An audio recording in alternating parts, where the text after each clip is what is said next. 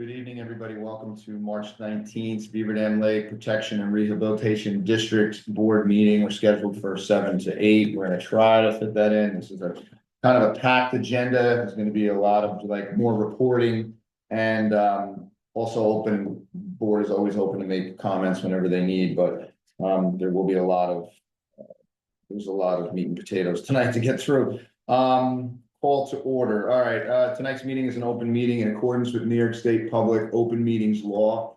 We are live on Zoom from Reserve 4 at the 557 Beaver Dam Lake Community Building here in New Windsor. This meeting is being recorded to be posted on the Orange County Government DPW website through the BDL YouTube account. For quorum tonight, we have 4 members, so we're ready to roll. I'm the chair, Christopher Dunn. Hey, Larry Weinberg, Vice Chair. Jason Munis, Secretary. Fred Widman, member. Thank you. And at the moment, Chrissy Wilger is not present, but she's trying to get here. And Kevin Boyle also is expected to come in through Zoom. Kevin on? Could be Zoom user. I don't know. Zoom user or PNB? If Kevin, if that's you, can you just say hi? But otherwise, we're still ready to go. Okay. Pledge allegiance. Pledge allegiance to the flag of the United States of America and to the republic for which it stands, one nation, under God, indivisible, with liberty and justice for all. All right, the board members get a chance to see the agenda ahead of time? Yep. Yes. All right, is there a motion to adopt tonight's proposed agenda? So moved. All right, is there a second? Second. All in favor? Aye. All right, the motion's been adopted. Administrative portion tonight is kind of lengthy. Last board meeting was February 3rd. That was our quick 25-minute emergency meeting, and it was just regarding getting the contract finalized for Stall Holdings, which is Pond and Lake Connection. We have not had a general board meeting really since January, so there's a lot to cover, as I've said a few times already. Let's see, residents, please continue to spread the word of the importance of ownership, stewardship, and community. Before I continue, would any board members like to elaborate on their expectation of ownership, stewardship, and community? Well, in a nutshell, there's over 800 homes in the community. This is a volunteer board. We do everything that we can to protect the quality of life, water, everything that we can do around here, but we can't do it alone.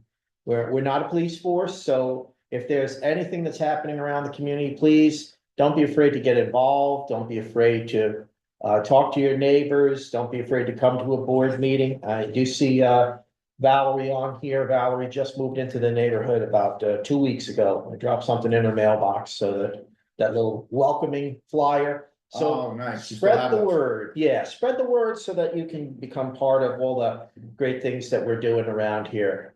It's a small community, but still 800 plus homes, and we really appreciate when everybody pitches in, makes so much more of an impact.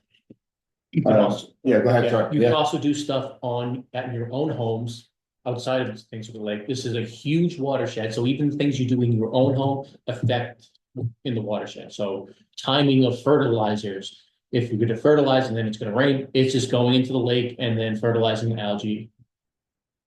And then you better not complain that the algae is bad and you can't use the beach. And your taxes are going up because you need another algae treatment. Right.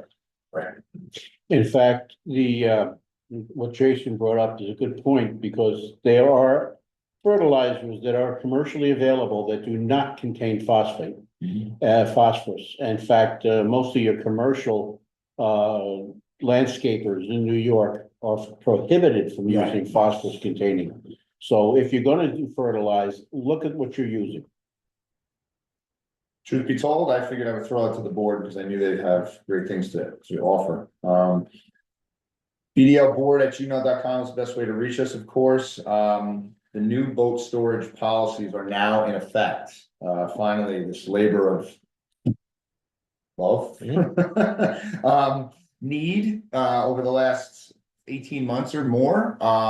And it's probably, we can go back years if we talk about what do we do with the old boats? Prior boards were like, what do we do with the old boats? All that. So if you're really interested in the history, you can certainly go back in YouTube. And Jason, I was asked before, how much of a label do we have on what meetings are about on the YouTube account? Like, is it just say the date, or does it give any? Because I was wondering if there's something we can put in there to say what the meeting's mostly about. I Just could throw searching. the meeting minutes, or at least, this Yeah, into the description. because I think there might be like a couple important meetings over the last 3 years, we could say, where we can go, this one you should really You watch. could also This- use tags. Okay, So if you search the tag along with Beaver Dam Lake, it would bring up that specific video. is that a YouTube thing? Yes. Alright. Okay, let's look into that. Like, just, I think there's, because sometimes we repeat ourselves so much, and it would just be like, go to the videotape, go to the videotape. Warner Wolf, there we go, I was I waiting. remember him. We know everybody's of a certain age, you're gonna know who Warner Wolf is, alright. We could make specific clippets of those videos. Oh, And okay. even Video, make whatever. reference to them and have a thing pop up. Right, and like social media and all that. Yeah. Too, right? I'd have to figure out how that works, but it should be possible. Yeah, and as you can see, like, there's so many possibilities, not to like, we're not trying to toot our own horn because we're just residents like anybody else, but this board now, the gentleman at the moment in the room, and Chrissy's joined us, but she's lived here as longer than all of us, but and Kevin's been here a long time. So, and any of the boards have great efforts, but a lot of coordination has to happen for things to go forward. There's a lot of things that have to happen by the calendar, and then we also want to improve. That is, as a chair, that's my personal goal for this summer and spring, because there's a lot of things visually that we'd like to have updated around here, including this building. We're going to talk about that tonight. So back to new boat storage policies are now in effect. Please familiarize yourself with the newest rules when applying for the newest blue and white permit stickers for your cars and boats. And yes, we have to discuss what is the, when do we want to say that the orange stickers are no good? I have in my mind July 1st. Basically, what I have to work out with the rest of the board members is we need several in-person nights Yeah. to change over. Yep. To make this as, shall we say, painless as possible. Yep. Excuse me. There's gonna be two ways of handling this. For those that already have permits, it's just a case of giving us your address and your old permit numbers, and we'll hand you new permit numbers. You don't have to fill out the form. But if you don't have, and I'm sure there are people who still have not received the orange stickers. So we will have the forms available for them to fill out and get the new ones. And to explain about the new hanger policy, where if you don't want a sticker, the hangers are available for your rear view mirror. But you will have your license number on that hanger. So it can't be transferred from vehicle to vehicle. Vehicle would need to match, and your license plate would need to be the same. So if any of that change, you would need a new application. Yeah. Otherwise, it's And I'm- to exchange. And I'm glad that both of you said that, because in the correspondence with Cornwall and New Windsor Police Departments just the other night, they're in alignment with our efforts to possibly lock the gates at night, and we're not gonna, I think we'll talk about this, we're not maybe gonna lock them every single night, but it might be weekends, summertime. Are we gonna lock them every night in the fall and the winter? Why? Why? So it's really the high time when high school is out and maybe college students are home and the holidays and such, so. Well, I'm already seeing on Reserve 2, nighttime parkers down Sure. there. Sure. So, keeping moving along, the new BDL resident permit program, which we're gonna refer to it lovingly as the RPP. Document version 2 has been posted on. That's what our PP is. Yeah, because I got tired of saying resident permit program, and it's actually a much longer name than that. So it's on the orangecountygov.com. For some reason it's /2021/resident -permit-program, but if you just go on our website, there's a blue Right. tag and it's resident permit program, so you would find it. An official district email will be sent out by the board with the above link and the list of the newly added policies. We left them in blue. So, or green, sorry, green. blues on my mind with stickers, but when you go on there, the highlighted changed and altered and new ones are highlighted, so it's really easy, because there's probably about almost 60 different policies on there, and 7 of them are new. So something like that, or 8. Plan signage will support these changes. Okay, on to DPW interface, yeah, go ahead, Jason. The new applications have not been updated yet. Good, glad you said that. So the application is a paper application that we hang at the building. It's also in So the digital one on format. DPW is not the official one. It's not the most current one that we're working Oh, on. Right, and there's one that's updated now with the verbiage, but without going into it, there was a problem with glitches because it's Couple I think of, there over. was minor formatting. things, yeah. Yeah, so I have, at the moment, I have somebody, a professional working on it to rebuild And it. there was one typo. Okay. So in the meantime, is that one acceptable to submit for the new permits? Yeah, so the one that we have right now in just PDF format is ready to go. It can be printed. We would at the very least be able to use it as a paper document. I haven't tested the fill and sign fields on it, so we'll see. Oh, hello. Maureen, hello, Maureen.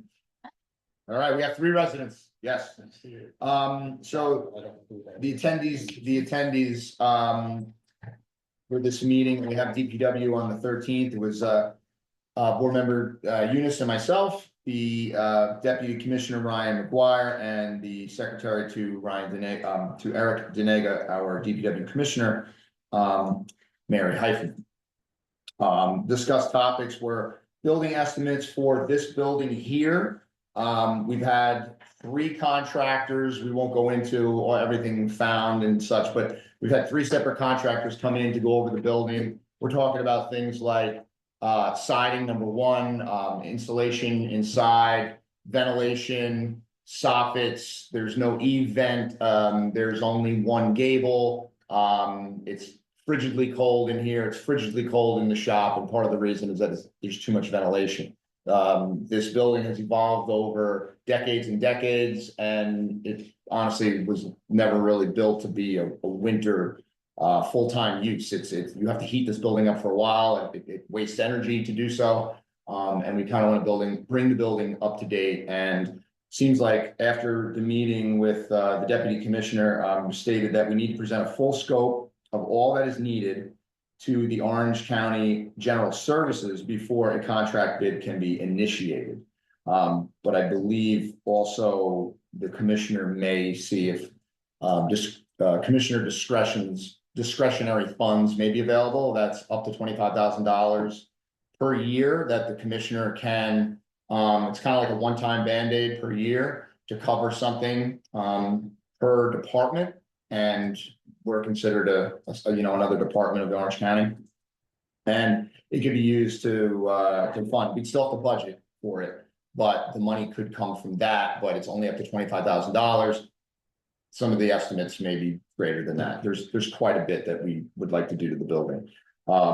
And one of them was discussed having even a covering out on the south side of the building and a small patio. That would be nice. That was sort of what started this, and then it kind of evolved into, and the siding's bad, and the plumbing's bad, and the heating's bad, and we can keep going.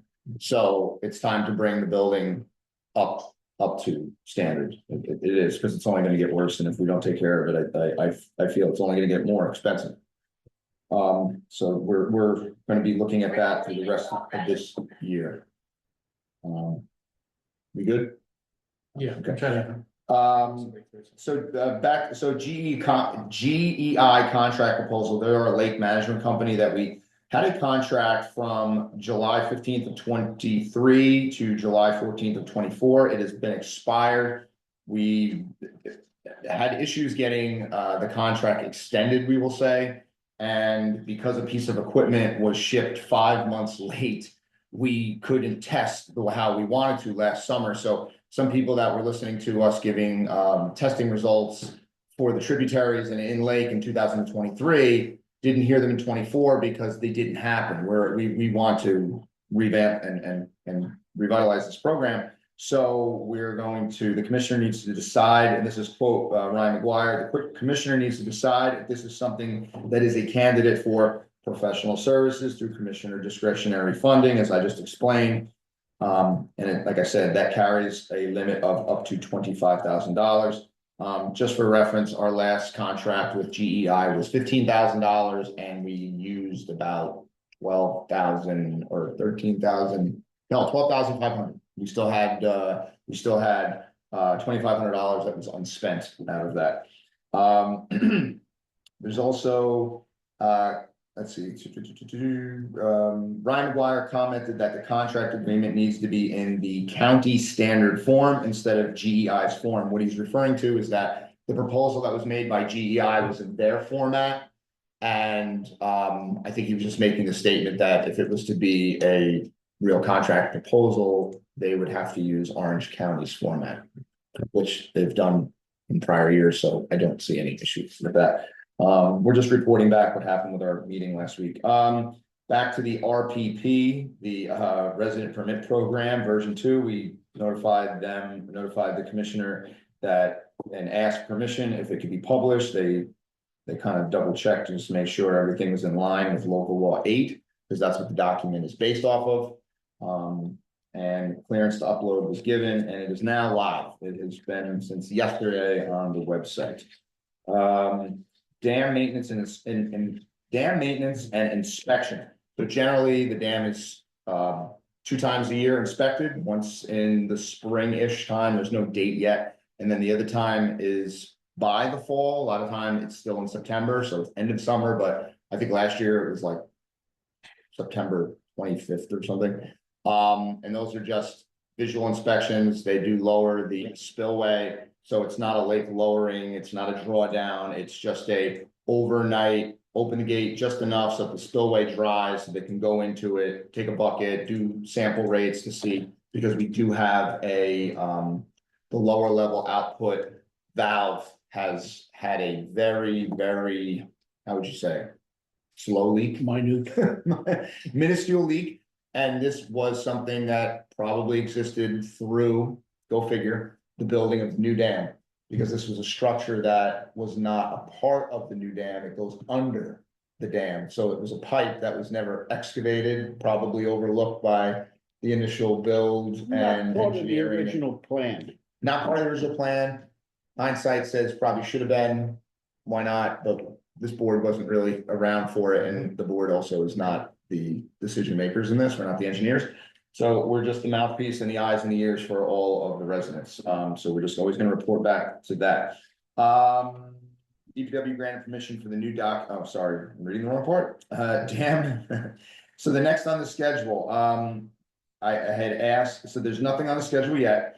And we had asked, is there a report from this winter's yellow emergency action plan alert? As we all remember, there was an alert that had to be issued from Orange County government because there appeared to be water flowing from a portion of the dam that was not expected.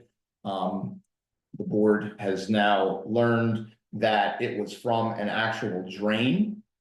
The drain is a drain to do its job to relieve pressure. Was the drain operating when it should? That is actually still yet to be determined. The one thing that could be said with some certainty is that it was very cold for 3 weeks and there was lots of lake ice. There also happened to be a drawdown. Can we say with any certainty that one affected more than the other? The one thing that we could say is that it was the coldest winter, most ice that I've experienced since I've been in 10 years here. There was at least 9 to 10 inches of ice at the dam. I live in the north section and I measured myself. I think after a week of the cold weather, we were up to 7.5 and 8.5 inches of ice. So and this was now weeks later when we had this EAP issued, because it was kind of people got a little scared. They saw water coming from a part of the dam. It's a brand new dam. So natural, the natural progression of being worried about it. But and I do want to make some clear statements about that. So after feedback and a follow-up with Hydro Plus, which was the company who designed and built the fuse gates in France and shipped here, along with local engineering from Tectonics and Cornwall, No emergency is present with the dam after the January announcement of a yellow level emergency action plan. So what the translation of that is that there's not going to be a special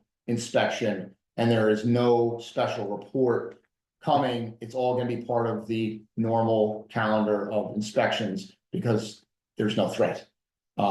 They did have to go out 3 times and relieve the dam of the ice with chainsaws. They climbed out there and cut the entire width of the dam to relieve several feet, probably, I don't know, 30 feet of about a foot wide of ice, 3 separate times. And when that happened, you could see a reduction in the drainage. So is there a correlation? I'm not qualified to say, but it's very, very, very cold for an amount of time. So Brian McGuire stated, let's see how it goes through the summer. There is no emergency. The normal twice a year county inspection will continue. Ryan's position is that we are not in an emergency situation for the dam spillway and wants to see how the fuse gates act under different conditions like drought or heavy rains. Otherwise, the fuse gates will be inspected as normal. I think I've said that 3 times this year. The DPW did not offer exact dates. As I mentioned, I think I was just getting ahead of myself. Lake treatments, 2025, the pond and lake connection. That is actually what we had the meeting in February about, the treatment company. The permits for the treatments have been submitted to the DEC. They are soon to be returned and issued. Just so you understand that no treatments can happen anyway until May. Water also needs to be 58 degrees for anything to work. And if we were applying herbicide to kill plants, it's not a preventative chemical. None of the chemicals we put in it has to be there. It's a herbicide. It has to. The only way it does anything is if something's living because it wipes it out and kills it. So anyway, permits for treatments have been submitted. Ryan stated that we can revisit the bid process this coming September, October, because we had asked, we are in the final extension of the original. So we're in this is year 4. I think we're in year 4 of the so we had a 2-year contract, 22, 23, for Pond and Lake, and then 24 and now 25 are the extension years. So we will have to revisit this fall, a new bid process to get possibly a new treatment company. But the board's input is also quite valuable. If we want to most likely keep Pond and Lake, which we do enjoy the relationship we have, we probably most likely will retain the same company, but there is a bid process that we have to follow through the county. Last part, let's see. All right, 2 very happy things. Beach, 4 out of 5 lifeguards will return. And the 5th is actually a sister of one of the current lifeguards who we tried to hire last year, but having 6 lifeguards was way too many. So it's going to be all familiar faces, and they were super responsible young people. And I personally have talked to all of them, and they all, I think except one, are finished with all their research. So knowing that, we get ourselves moving and we get the clearance from the Board of Health. If the weather works out, it could be one of the earlier openings in quite a long time. Yeah. May, weekends in May. Memorial Day, maybe, no promises, but it's at least feasible. And that's a nice thing. The reserves, recs for security gates have been submitted to the DPW purchasing department. Local law enforcement agrees with this addition. They have stated that they would be willing to assist with regular patrols. And we're speaking about Cornwall and New Windsor Police Department. Last year, they were part of small task force, just kind of, checking intermittently for trespassers and vandals at mostly Reserve 8 on Lake and Reserve 2 on shore. But they said that, until there was a way of knowing that this reserve is closed at night, would they be more inclined to go in if somebody was there? Because then it's kind of, you're trespassing. Who are you? That kind of, so those have been ordered. We just, I was actually talking to purchasing today and they're being processed soon. So we should hear back. And if we get the delivery, we'll have them installed for the summer. An email on 17th, which is a few days ago, Chief Valeri, Chief Valeri of New Windsor, Deputy Chief Holyfield of New Windsor also. Chief Gebhardt from Cornwall, we informed them that we have these, we're expecting to get the gates and installed, and we actually got feedback right away, and they were like, we will tell all the officers. And so they're in alignment, and we're happy about that. Any comments? So number 2 and number 8 is what we're looking at doing. Yeah, So 2 is the reserve in the Cornwall side where there's a lot of activity. It's not necessarily a huge boat launch area. We do have a lot of boat storage over there, but it's a very popular reserve for hangouts in the parking lot there. Unfortunately, sometimes those are trespassers, but the gates will help to make a statement that if it's closed, that you shouldn't be here. So, and then on number 8, it's also over on the other side of the lake on the Salisbury Mills or Blooming Grove side. And that area is the main boat launch. And certainly we want to be sure that people know that those reserves are generally off limits unless you're residents. resident or an escort. Could I just reiterate? Sure. The policy on that is the gates will be closed. The rule is 1 hour Right. after sunrise or before sunrise, is it? Okay. And an hour after sunset. Yes. And I can't conceive of anybody's car being locked in after sunset. I mean, it'd be anybody who's gonna be closing the gate will monitor if anybody's car is still there to get them out of there. Yeah, and we just knew we really wanted the gates. And I think most of the year, the gates will probably stay open. Till we get a schedule, who's going to do this. For some people, it might be easy to go and close it, based on where we live. The morning could be more challenging. Fishermen want to be there on Sunday mornings, 4:30 in the morning. So we gotta make sure they're open. That's one thing. I don't know what's sunrise. So, well, in the summer, it's gonna be Yeah, that in that hour. So okay.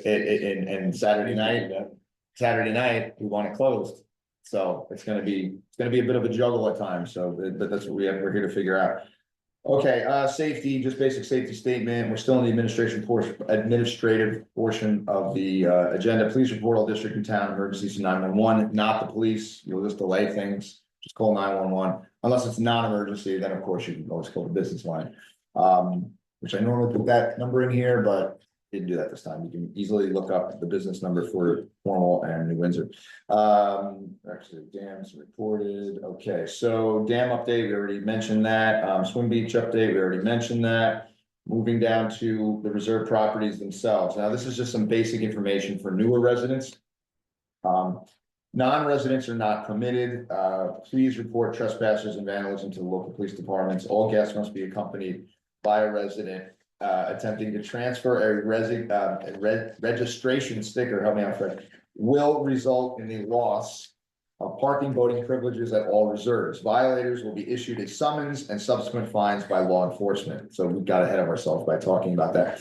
Gas-powered motors are not permitted on Beaver Dam Lake at any time. The exception, of course, is with EMS and local fire, and our applicator uses a fan boat, has a gas motor, but there's no prop in the water. And we try not to have petroleum on the lake at all. All anglers 16 and older must possess a valid New York State fishing license. There's no such thing as a private lake. I don't need a fishing license in New York State. Go ahead. And to emphasize that all fishing is strictly catch and release. Yes. Yes. Anybody who really wants to eat any of these fish is questionable. That's a good point, considering every reserve has a sign that says there's PFAS in Orange County waters and you That's should right. consume it, and Catch and release only. and one of the reasons why the best, I mean, so big, really are, in 3 years being, this is our 3rd season now. Yeah. I mean, there's 4 pounders now. I don't know if there's 5 yet, but I've caught 3s and they're just getting bigger and bigger. Oh, and here's that bullet that Fred had just mentioned. Yeah, all reserves are closed for use 1 hour after sunset. All reserves are open for use 1 hour before sunrise. Expected 2025 improvements, plan estimate through the Orange County contracted vendor for paving. So that is one of those commodities that Orange County has a sole bidder each year or 2 years. They don't have a paver at the moment. Mm. I would think the highway department would do it, but it's done privately. And so when I had asked 4 months ago about, hey, let's pave the aprons, not the whole parking lot, but the aprons to 2 and 8 because they're horrible. They're really bad now. They're chunky, falling apart and pothole. I was told you gotta wait till March, April. Contract should be in and then we can talk and then have those companies come out and just do an estimate. Okay, so it's Yeah. just a little, like a landing to get into the. Yeah, parking. I It's mean, not the whole parking lot. Is Then I there a would reason to put pave the parking lot? Like, No, It would reduce wear and tear in the parking lot, but then it's a less permeable space, and then the runoff. I mean, unless a rain garden would be impermeable. yeah, look, all things are possible. I mean, sometimes we just gotta get it moving, you know, and I just know the aprons are really bad. 8 is horrible. Like, it's wonky, bad, like if you had a low vehicle, something, you gotta watch where you drive. More boat backs, expect more boat racks to be built. There's a few that are new on 2 and 3. More old abandoned, unregistered, unstickered boats will be disposed of. That clearance was given to us by it's given to us by local law 8, and also the commissioner had set up we can go to the transfer station with the boats. It's $20 is charged with all the boats we can bring them. And I think there's maybe about 4 or 5, I would say, left on the lake that are really bad and nobody uses. And so Reserve 8, if you know anybody, get it out of here. Because that Reserve 8 there's no real boat rack space. Those boats have just been sitting there forever, and those racks are the worst by far. They're on the ground. So part of the reason for building boat racks is so our landscapers can get under and all that. So we talked about this so much in the past year or two. Okay, official board of communications, bdlboard@gmail. That's what we always want people to email. One of the emails that we sent out on January 27th to residents announcing of the special board meeting. Just kind of to say this, the board resolution vote was accepted and, a board resolution vote was accepted the scope of the planned work by James Gorman, our chemical treatment, lake treatment company, and the project, which is what New York State wanted it to be called, which is a plan, because we have to state what the plan is, the scope of the plan for treatment for the year. That was stated at that meeting. The board unanimously accepted the plan for Stall Holdings for Pond Lake Connection, and those 3 chemicals are Natique, which is a herbicide, Putrine, which is an algicide, and Clearcast, which is the herbicide that we haven't really used since we tried knocking out a lot of cattails during the refilling of the lake, but the cattails have gotten better. We're gonna see how this winter did, because we were able to cut down a whole lot down at Reserve 5, which was a trouble spot. And I think number 1 at the moment, if we can maybe get a volunteer effort, we can probably almost rake out a lot of because the lake ice just severed things. You know, and we could talk about the damage that the lake ice has done on the lake, and that's something that's going to be spoken about in the future, and probably good rules of thumb with docks. Because I think there's a lot of folks on the lake that maybe just haven't experienced lake ice like this. And I can say, my wife has a place in Pennsylvania, almost the same latitude as us, and every dock was removed on that lake for the winter.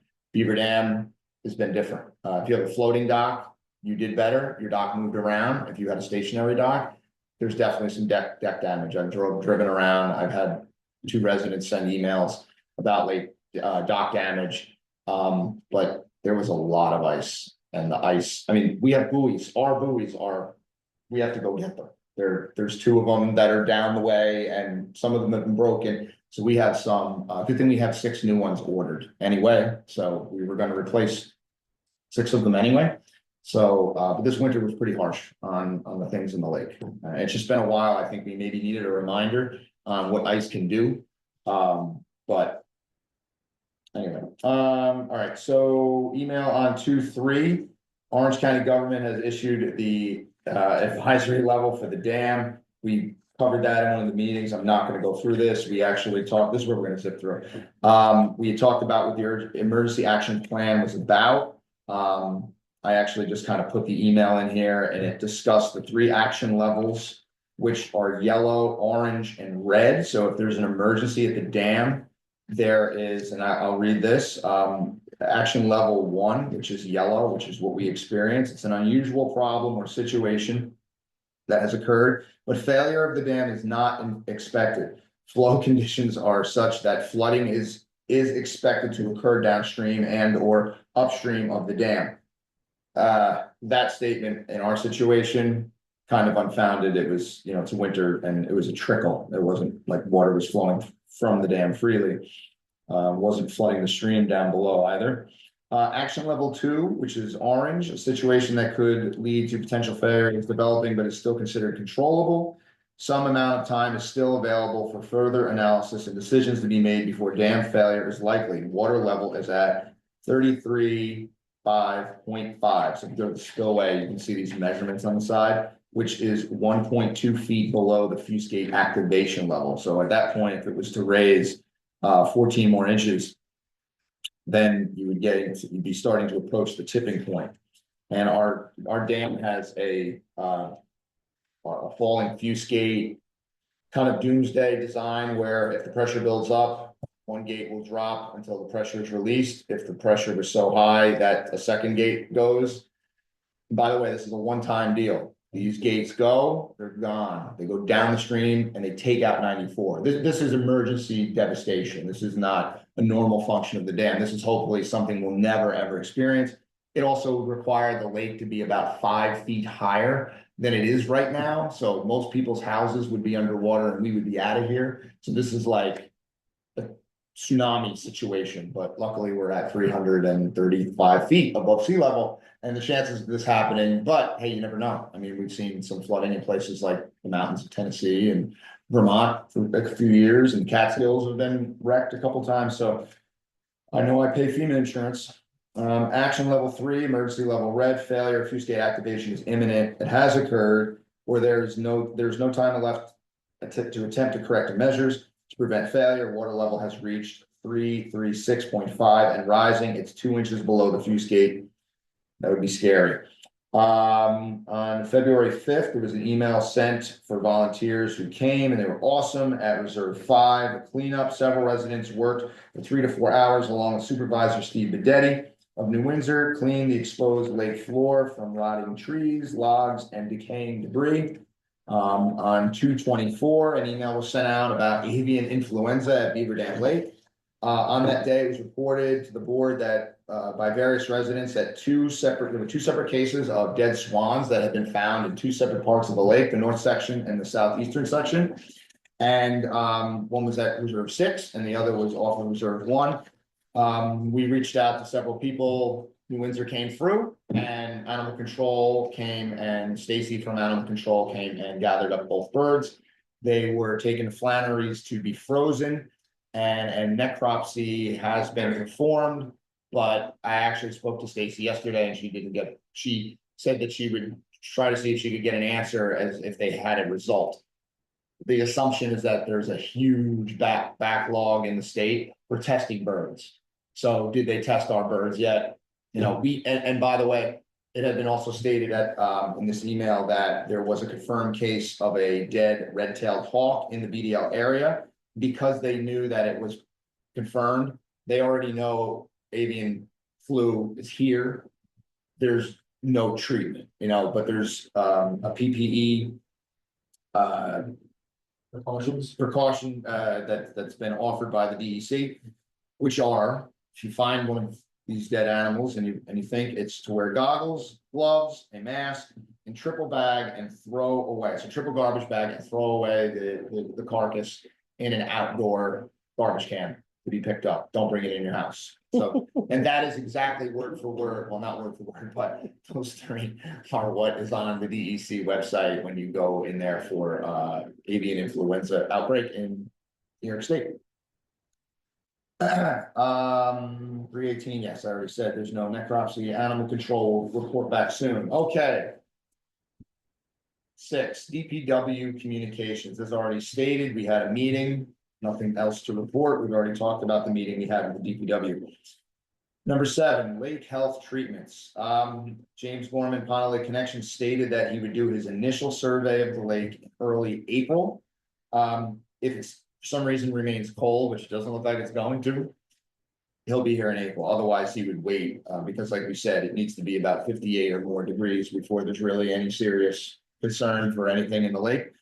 Approved permits should be returned by then, and this is quote James Gorman. He said, "The plants need to be there. If we treat them too soon, we will kill some and not all." Essentially wasting a whole lot of money for a chemical that would only take care of a small portion. And it's temperature sensitive. If it's too cold, it's not gonna work as it did, I believe, last year. Or was it the year before? I think it was the year before, because last year things worked out, like we just got weather to stay with us. But yeah, the year before, I think we had a treatment that we had The to, herbicide. they had to stack them. But keep in mind, whenever you hear treatment, and we've mentioned this before too, James Gorman always takes an approach of half lake. So it's not getting the full dose. So they're like, let's say anybody here wants to go home and Google what these chemicals do. Half strength is always applied. It's not what the recommended is put in because it's targeted. They put it, they spray it in the targeted areas. It's not like a full 100% spraying in the lake. So they will put more in trouble areas of the lake, but it's still a 50% concentration to the total volume of water in the lake. So there is a calculation for the amount, which is the reason why we have a budget for the chemicals every year. Let's see, lake testing and GEI, we mentioned that we're trying to get the contract. That's just something that the DPW has to get back with us, and if we're going to send it out, if they want to send it out for bid, or if they're going to give us the commissioner's discretionary funds to get this contract up and going again.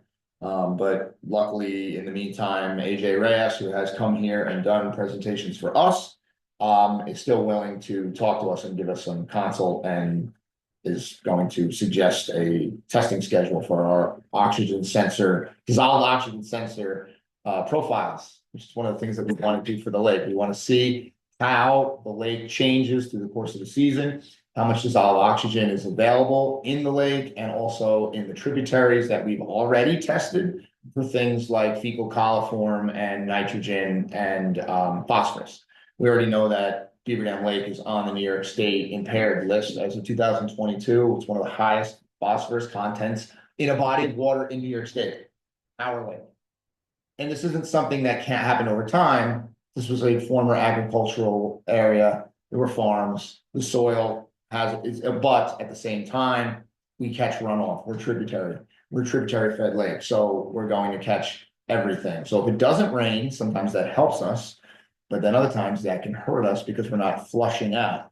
But if it doesn't rain heavily, as we experienced last year, we didn't get a lot of an abundance of nutrients coming in one shot. And our beach was open 73 out of 73 days, which was like just amazing. And will that ever happen again? We hope. Yeah. What's that? It'd be interesting to see for the dissolved oxygen sensor before and I after. know. the treatment, because There's data that I wish after we the could have had. herbicide, you think it would drop off because there's less plants, but after the algae, it should increase because the Right. algae eats up the oxygen. Right, right. And yes, and then there's also different seasons of algae, like not the same algae doesn't exist through the lake column the whole year. Some of it drops, some of it changes. There's different species. It's quite interesting if you ever wanted to get into it. C-SLAP, the C-SLAP reports. All right, somebody else talk about C-SLAP. These SLAPS reports have been completed. They should be available on the website next month. And has anybody discussed about maybe when we're doing the first C-SLAP? Normally, it's beginning of June. June, July, And- August. Yeah. And what is C-SLAP for our newcomers? Citizens, States. yeah, Citizens. It's so funny, it's an acronym. like that. lake, yeah. Assessment program. Assessment program, yeah. The Citizen State Lake Assessment Program. That's what it Yeah, is. citizen scientists, they basically, they farm out the work to us people, non-government people, and to do their work, but it gets them a lot of data. Yeah. And we still have to pay for the infrastructure to be sent to us, right? Because they send us what?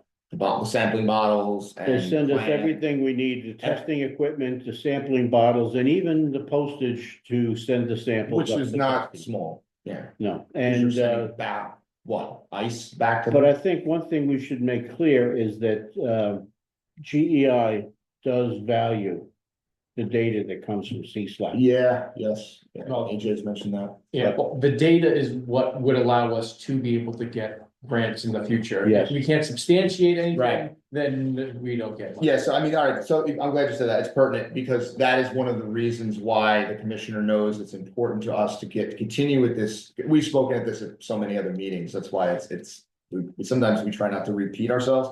But one of the reasons why we want to do the testing, so if you're brand new and you're like, why are you doing the testing? Because we need enough data to substantiate evidence to go for the grants, the big grants that we want. Yeah. And there's some big ones out there, 250,000, 500,000, 1 million. And that would afford us equipment, flow rate meters everywhere, lots of things, buffers. So there's technology out there. Okay, DEC grant invasive species, Fred, the latest in the saga, where are we? Where do you think we are? Where do I think we are? We have been requested to supply proof of payment for all of the applications and permits, which I obtained from, Mary Heiferman. Secretary I to the commissioner. I've sent them into Vicky. She was supposedly sending them to her upper higher ups to get approval In the DEC. in the DEC, yes. But at this point, I've heard nothing.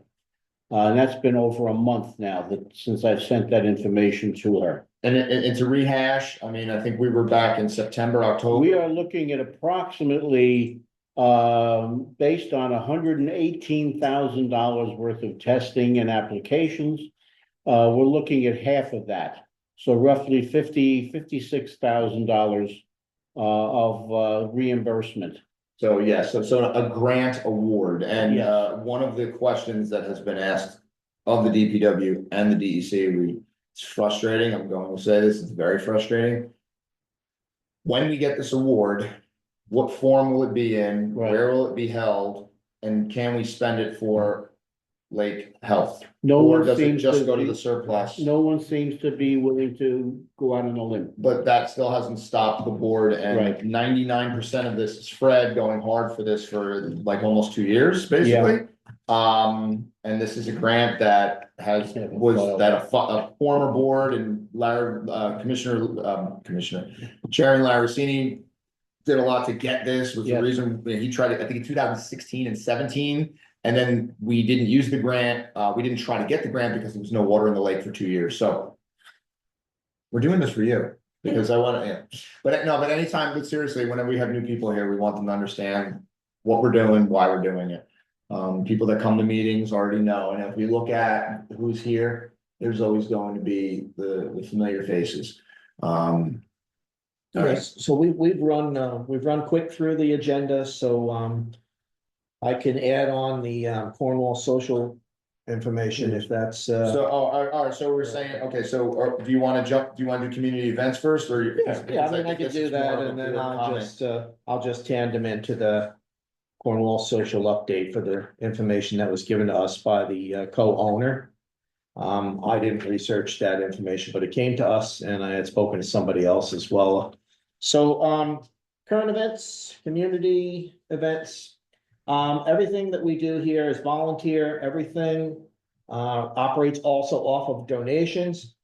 Sometimes people don't understand, and they think that some funds are being held, some magical slush fund where we can pay for all these, just doesn't work like Or that. donations are being given to the board, right. they are not. Right, so when we Despite have. the box that's in Yes. the room, that is Yeah. different, those are residents that are collecting for the events committee. When we have these events, they cost money, and we don't pull any of that money from any source other than donations. There are generous people who have donated, and we keep a good eye on those donations and use them accordingly so that these events can continue. So we do have a book club that runs every third Thursday of the month. I don't run the book club. Patty G runs the book club. It's here You can get information if you're interested. You can even email the board and I can get you to somebody. It's not a board function, but I do help to facilitate the use of this building when needed. So we do have this book club that operates every single month, and we have about 8 to 10 regular ladies who do show up and enjoy that. They're back in the building, Yeah, 'cause it's yeah, warmer. yeah. So we have a book club meeting here tomorrow night at 6:45. April 12th, we're gonna have our annual Easter egg hunt and Easter bunny visit. So again, volunteers and donations. Like, I think that we have enough candy at this point. Thankfully, I've been able to secure some incredible amount of candy here, but we will need probably some more plastic eggs. We will need a few people, thank you, to stuff them. And we will also need people to run the event and come to help do decorations. That's run through Rachel Zani, and she is a resident, and Millie Soto, another resident, and we do have a number of ladies and some gentlemen who do participate in these on a regular basis. So if you want to be involved, great. You want to come to these events, we welcome everybody. They're open to all residents. And with your escorted guests, we are happy to see you. But please understand, if you have young children and you want to see these great events, please get involved, or volunteer some time or volunteer some of your resources. We can't have the same exact people doing same things over and over and over again without influxing some new blood into the system. So a lot of new residents, get involved. It's very, very easy. You can reach out to me directly. If you don't know how to reach me, just email the board, and I'm very accessible.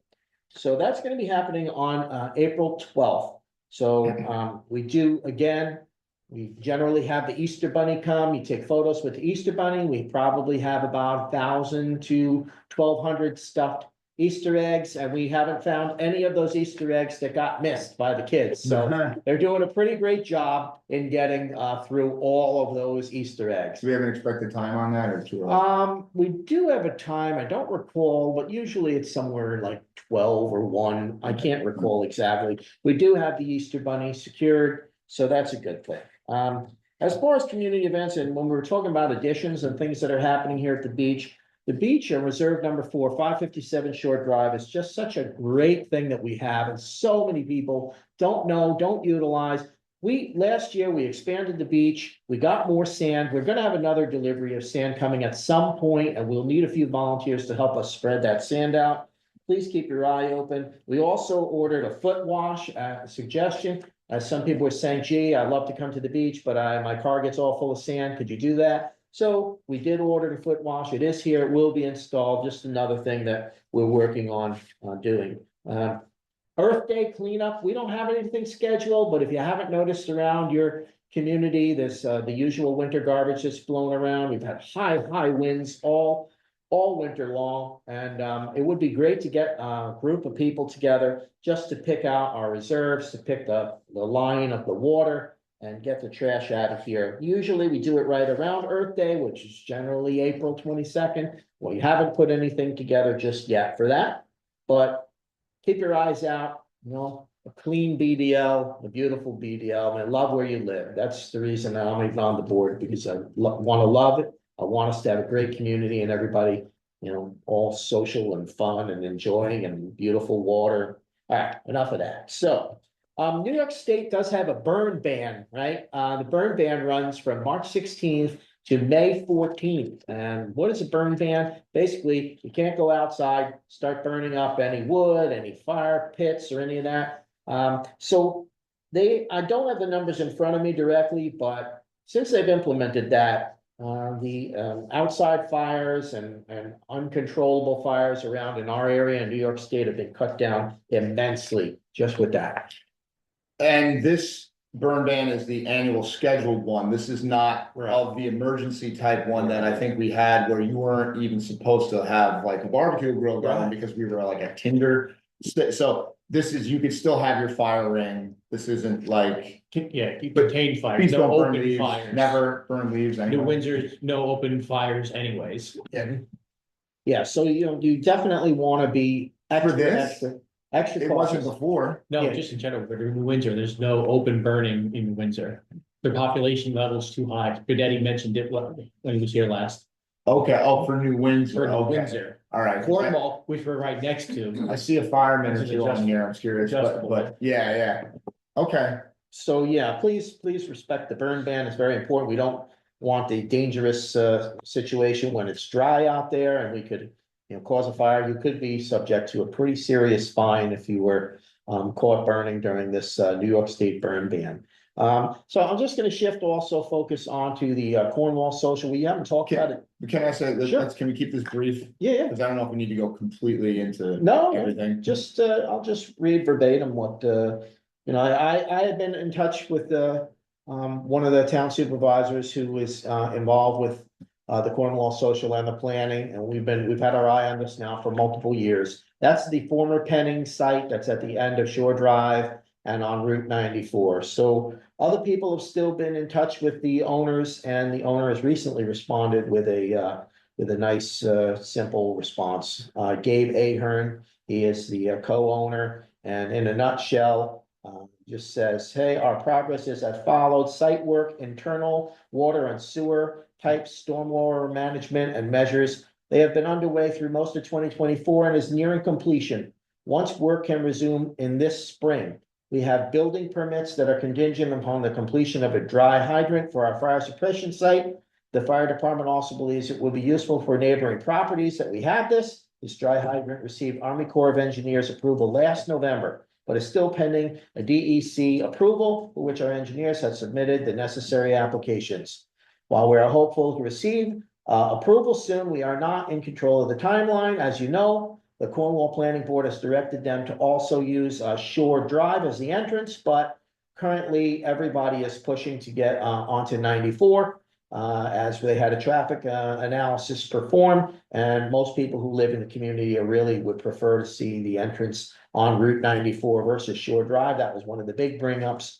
So currently, they have submitted an application to the DOT in mid-2024. The DOT has not given a final response yet, and when we get approval or any further information, we will amend our site planning to the planning board. So that's pretty much it. I spoke to somebody else who was explaining, didn't get into the sewer thing too deep, but explained that they have a gigantic underground storage tank that is 40,000 gallon tank that wouldn't really require a lot of servicing too often. And they're hopeful again to tie into the expanded sewer system when that is done. This was the holding tank, right? Because it's not a septic system. Right. It's just It's supposed to be pumped out. a temporary pump system, right? Okay. Yeah, I said that it would have to be a massive venue with a lot of people coming. So they don't expect that they're gonna have to pump that out very often, even though their plans were originally to pump it out every 2 weeks. Mm. But again, so that's not, that's still on the table. People are still got their eye on it. The Cornwall Social is still pushing ahead, so. And the tank was what the board had its eyes on, because prior to this, the septic field would have gone into Twins The Pond, effluent which would have, was yeah, which would have ended up in our lake. yeah, it's been a while since we have spoken about it, so. Thank you for that. Yeah. Okay, 8 PM, we're now into the resident comment section, so any resident that has a comment about anything present or online, you have 3 minutes to speak, and We'll open it up to any of our guests we here. go with who's in the room first. Any, Miss Any Morgan? news? Anything to ask about? Anything to talk about that's relevant? I would like a forum so that I know, the PDF you said was available, I would like to. A link to the PDF or a form that I could fill out, I don't have any stickers or anything. Yeah, in the emails, there should be a link to it as well, Is that the updated one? in the signature. The one off the DPW site. See the clear arrow circle here. Okay. Oh, this one, just.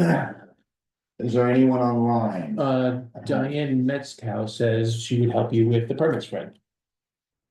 All right, And I know that Eileen Wood had also volunteered to do that, so when the time comes and we get together, we'll be able to have a massive push to do that. yes, because it's gonna have to be in person Yeah, and make it as efficient as possible. And then you don't have to worry about self-addressed stamped envelopes and things like that. because Right. You're coming in person and Right, bringing everything you need and we're giving you. what As you it said in The Sopranos, bada bing, bada boom.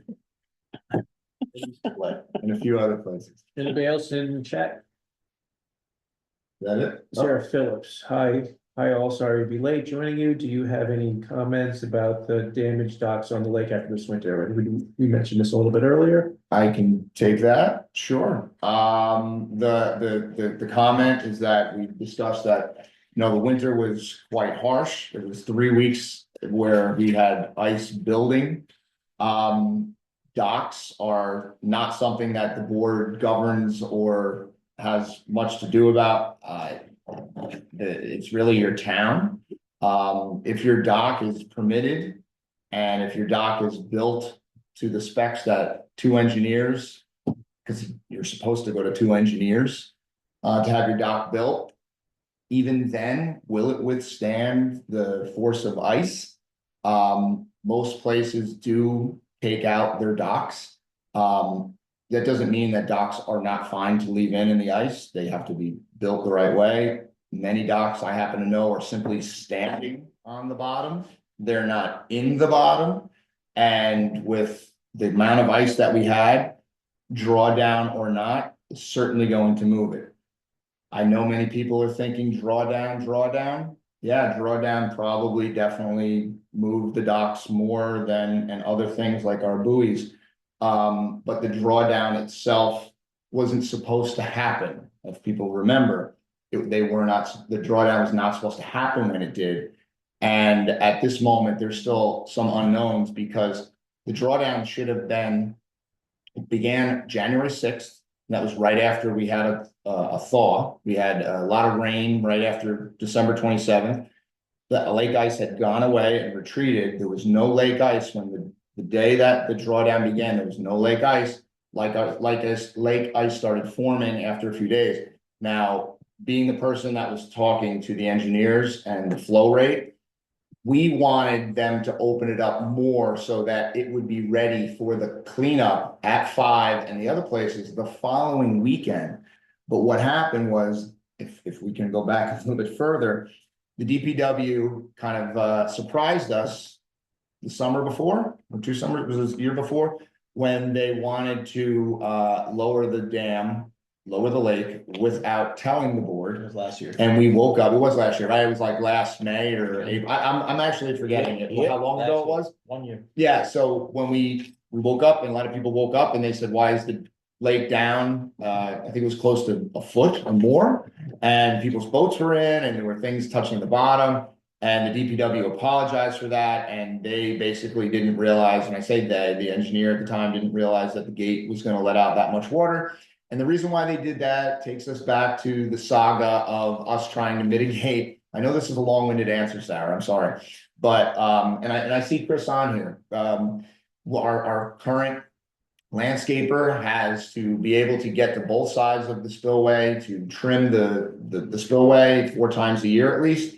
And we do not have a right of way for the landscaper to get over there. So in the wisdom of the DPW in Orange County, what they had decided to do was lower the spillway so that the stream went dry enough so that our landscaper could cross the stream by foot with machine in hand and go across and do this. And this is how they have been trimming the other side because there is no legal, the private owner at 2100, which has the driveway where the builders of the dam were able to go in there.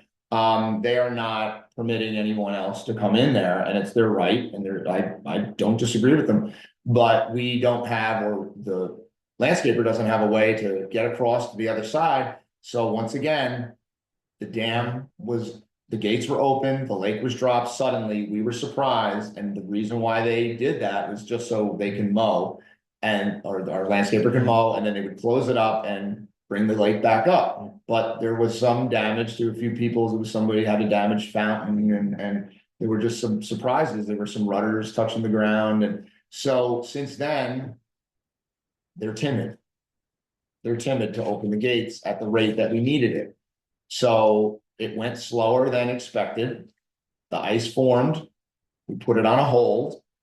But at the time, did we know that there was a drain issue in the dam? The lake was never supposed to really go past 18 inches, 24 inches max. We probably got to 30. The lake ice should never have been at that angle. So again, I think as residents, we're very sorry that this happened. It was a very harsh. So this is an official, unofficial, this is a resident answer from somebody who lives on the lake, myself. And I have neighbors with docks next to me and across the lake. And some docks have damage, some do not. Some docks are old, some docks are new. It's just a learning experience, I'm going to have to say. And that's it. If any other residents want to approach the board, by all means, we'll try to direct you where you think you may need to get more answers, but that is really all I can give you. The drawdown itself is not supposed to go as long, and who knew it was going to be as frigid as it was? We didn't even think it was possible to have a winter with that much cold air and that much ice, because it's been spring-like for the last couple winters. So it surprised all of us, to be honest. But just so we get it again, in the future, the drawdown that will get done at some point in a winter season will be much earlier. So the board is not going to state that we will never do a drawdown again. The purposes of the drawdown were sound. They were there for cleanup purposes, and the dam can be lowered. I would say the lake can be lowered at any moment for inspection purposes. And it is a normal practice also in the Northeast in a cold weather area to possibly pull out sections of dock if you need, but from looking around this year, not much was removed.